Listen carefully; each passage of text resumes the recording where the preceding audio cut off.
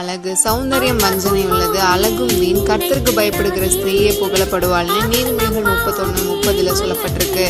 ஸ்திரீயை பற்றி தான் இந்த வசனம் அப்படின்னு மென் ஸ்கிப் பண்ணிட்டு போடாதீங்க. ஜென்ரலாக தான் சொல்ல போகிறேன்.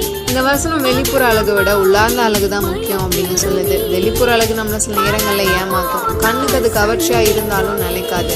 பலர் இல்லைனா சிலர், நீ கருப்பாக இருக்க, குட்டையாக இருக்க, ஒல்லியாக இருக்க, குண்டாக இருக்க, நீ அழகாவே இல்லை அப்படின்னு உங்களை பார்த்து சொல்லலாம். இல்லைனா மற்றவங்க அப்படி நினைப்பாங்களோ அப்படின்னு கூட நீங்கள் யோசிக்கலாம்.